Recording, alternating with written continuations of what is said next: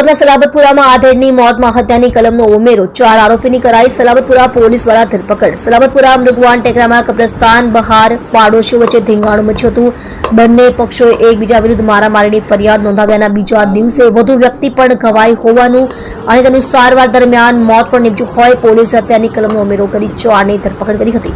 સુરતની સલાબતપુરા પોલીસના જણાવ્યા અનુસાર ડાઇંગ ડિક્લેરેશનમાં પ્રોડે પોલીસે જણાવ્યું હતું કે વસીમ શેખ અને તેના પિતા સાથેના ઝઘડામાં પોતાને જડબાના ભાગે ફેટ મારવામાં આવતા ઈજા થઈ હતી। ડેડ બોડીનું ફોરેન્સિક પોસ્ટમોર્ટમમાં હત્યા થઈ હોવાની વાત સ્પષ્ટ થતાં પોલીસે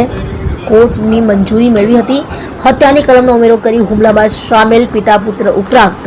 વધુ 2 સાગરીતો રિઝવાન શરીફ શેખ અને મોહમ્મદ એજાઝ રફીક શેખની પણ સલાબતપુરા પોલીસે ધરપકડ કરી હતી।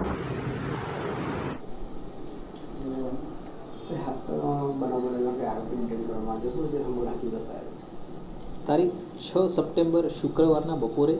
2:30 થી 3 વાગ્યાના સમયમાં આ જે બનાવ બનેલો છે એના ફરિયાદી જે છે મોહમ્મદ અઝીમ એ સલાબતપુરાના હજુરી ચેમ્બર માસૂમ પીર કબ્રસ્તાન ખાતે ગયા હતા અને ત્યાંથી બહાર નીકળી રહ્યા હતા ત્યારે આ જે બનાવના આરોપી છે વસીમ શેખ અને તેના પિતા મોહમ્મદ આરીફ શેખ એમણે જૂની અદાવતમાં આ બનાવના ફરિયાદી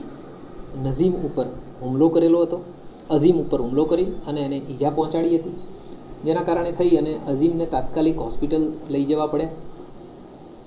ત્યારબાદ આ અઝીમના ભાઈ અને એના કાકા એ બંને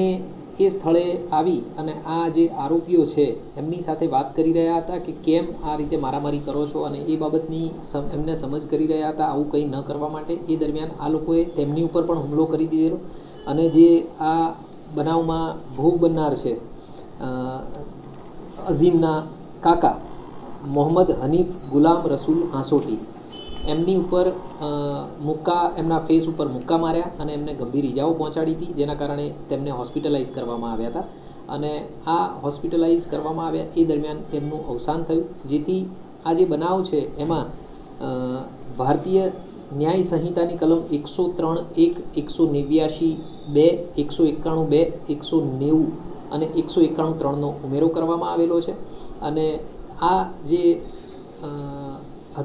બનાવ બનેલો છે એના જે મુખ્ય આરોપીઓ છે એમાંથી આ વસીમ શેખ અને એના પિતા મોહમ્મદ આરીફ શેખ તથા રિઝવાન નૂર મોહમ્મદ શેખ અને મોહમ્મદ એઝાઝ રફીક નૂર મોહમ્મદ શેખ આ 4 આરોપીઓની અટક કરી લેવામાં આવેલી છે। એક આરોપી અત્યારે હાલ